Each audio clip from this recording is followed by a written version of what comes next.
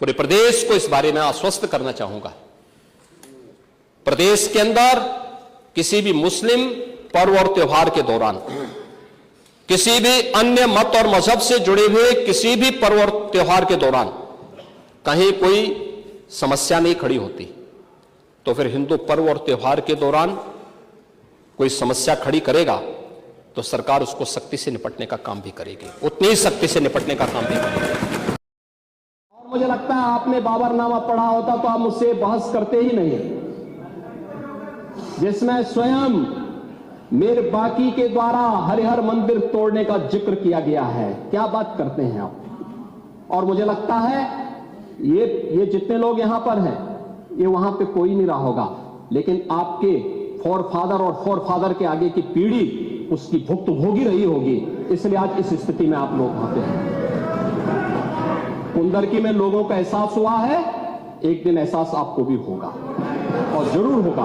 और इसीलिए मैं आपसे कहना चाहूंगा कि ये सनातन की जीत है, जो कुंदरकी की जीत है, ये भारत की वास्तविक जीत है, ये भारत के संविधान की जीत है। ये लोग सौहार्द की बात करते हैं, शर्म नहीं आती इन लोगों को सौहार्द के बारे में चर्चा करने की।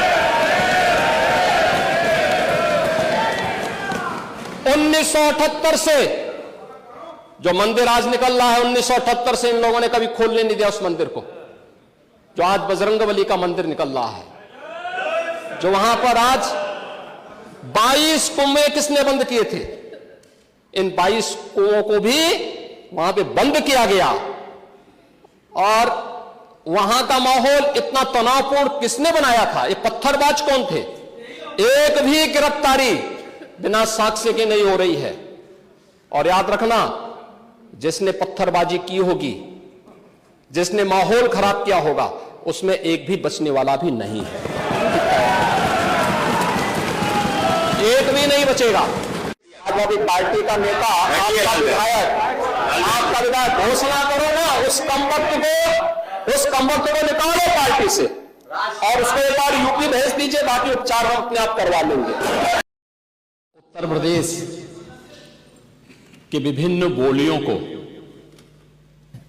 भोजपुरी, अवधी, ब्रज और बुंदेलखंडी को इस सदन में सम्मान मिल रहा है। और हमारी सरकार तो इन सब के लिए एक एकेडमी का भी गठन, अलग अलग एकेडमी के गठन की कार्रवाई को भी आगे बढ़ा रही है। ये सभी हिंदी की उपभाषाएं हैं, यानी हिंदी की बेटियां हैं। भाषा की समृद्धि के आधार हैं और हमें इसका स्वागत करना चाहिए। ये सदन साहित्य केवल विशुद्ध साहित्यिक और व्याकरण से के विद्वानों की नहीं है, आम जन का प्रतिनिधित्व करने वाले माननीय सदस्य समाज के विभिन्न तबके से आए हैं। अंतिम पायदान पर बैठे हुए व्यक्ति की आवाज को भी इस सदन में मुखरता मिले, इसके लिए अगर किसी को हिंदी में वह धारा प्रवाह नहीं बोल सकता, तो उसको भोजपुरी में भी अपनी बात को रखने का अधिकार मिलना चाहिए, अवधी में, ब्रज में या बुंदेलखंडी में उसको रखने का अधिकार मिलना चाहिए। ये कौन सी बात हो गई कि भोजपुरी में ना बोले, अवधी में ना बोले, इसका विरोध अंग्रेजी का, बुंदेलखंडी में ना बोले और उर्दू की आप वकालत कर रहे हैं।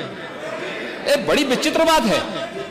आप मुझे बताइए, मैं इसीलिए कहता हूं कि आप समाजवादियों का चरित्र ही इतना दोहरा हो चुका है, इतना दोहरा हो चुका है कि अपने बच्चों को भेजेंगे इंग्लिश पब्लिक स्कूल में और दूसरों के बच्चों को बोलेंगे कि एक गांव के उस विद्यालय में पढ़े जहां संसाधन भी नहीं है। ये दोहरा आचरण और जाकी रही भावना जैसी प्रभु मूर्ति देखी तिन तैसी, यह तो आचरण आप लोगों का है। इसीलिए आपने कल भी भोजपुरी का विरोध किया, अवधी का विरोध किया, बुंदेलखंडी का विरोध किया और आप लोग अपने दैनिक जागरण में, दैनिक जीवन में इस प्रकार के आचरण के आदी हो चुके हैं। और इसलिए अध्यक्ष जी, इसका अभिनंदन हम लोग करते हैं और इन बोलियों को सम्मान मिलना चाहिए। इनके संरक्षण के लिए ही हमारी सरकार भोजपुरी एकेडमी का गठन कर रही है, अवधी एकेडमी का गठन कर रही है संत तुलसीदास जी के नाम पर। इसी के आधार पर ब्रज भाषा इतनी समृद्ध भाषा है। सूरदास जी ने अपनी सभी रचनाएं उसी भाषा में दी हैं। संत तुलसीदास जी ने अपनी कालजयी रचना रामचरितमानस, जो इस सदन में ही नहीं उत्तर भारत के अंदर और भारत से प्रवासी हुए जितने भी ऐसे लोग हैं जो मॉरिशस में या दुनिया के फिजी में या दुनिया के किसी देश में गए, उनके संकट काल में रामचरितमानस ही तुलसीदास जी का अवधी भाषा में रचा गया रामचरितमानस ही उनका सहारा बना था। और आज जब उसको सम्मान मिल रहा है तो आप उसका विरोध कर रहे हैं। बड़ी विचित्र सी स्थिति है। आप हर अच्छे कार्य का समाज आज के यही ढोंग है, आप लोगों का यही ढोंग है। हर अच्छे कार्य का आप विरोध करेंगे, हर अच्छे कार्य का आप विरोध करेंगे। हर अच्छा कार्य जो प्रदेश के हित में है, देश के हित में है, आप उसका विरोध करेंगे। और मुझे लगता है इस प्रकार के विरोध की निंदा होनी चाहिए और हम इसका समर्थन करते हैं जो उत्तर प्रदेश की बोलियों को सम्मान मिल रहा है। मैं आपका धन्यवाद करूंगा और विधानसभा सचिवालय को इस बात के लिए धन्यवाद दूंगा। कल हम लोगों ने यहां पे इसका शुभारंभ किया, समाजवादी पार्टी ने उसका विरोध किया है और मुझे लगता है कि प्रोसीडिंग का हिस्सा होना चाहिए। इनको समाज के सामने एक्सपोज करना चाहिए। अपने बच्चों को ये लोग पढ़ाएंगे इंग्लिश स्कूलों में और दूसरे के बच्चे के लिए अगर वो सुविधा सरकार देना चाहते हो, कहते नहीं उर्दू पढ़ाओ इसको, यानी उसको मौलवी बनाना चाहते हैं, कठपुल्ला पर की ओर देश को ले जाना चाहते हैं। ये नहीं चल सकता। देश अब इस बात को कहने लग गया है कि अगर श्री राहुल गांधी की उपस्थिति भाजपा की जीत की गारंटी है तो उत्तर प्रदेश में से अखिलेश यादव की उपस्थिति भाजपा की जीत की निश्चित गारंटी है। और ये गारंटी उपचुनाव ने दे दिया है। हम तो परंपरागत मुल्ला और मौलवी बनाने की बजाय हम वैज्ञानिक बनाना चाहते हैं। एपीजे अब्दुल कलाम बने तो वैज्ञानिक बने। स्कूलों में फ्री एजुकेशन की व्यवस्था की जा रही है, आधुनिकीकरण किया जा रहा है। ये डबल इंजन की सरकार पैसा उपलब्ध करवा रही है, लेकिन कठमुल्लापन की संस्कृति नहीं। समाजवादी पार्टी इसमें ज्यादा चर्चा कर रही थी कि नाविकों का शोषण हो रहा है, नाविकों को देखभाल नहीं की जा रही है। मैं एक नाविक परिवार की एक सक्सेस स्टोरी यहां पे बता रहा हूं। ये नाविक परिवार जिनके पास 130 नौकाएं थी, 45 दिनों की अवधि में इन लोगों ने शुद्ध बचत की है 30 करोड़ रुपए की। यानी एक नाव ने 45 दिनों में 23 लाख रुपए की बचत की है, कमाई की है।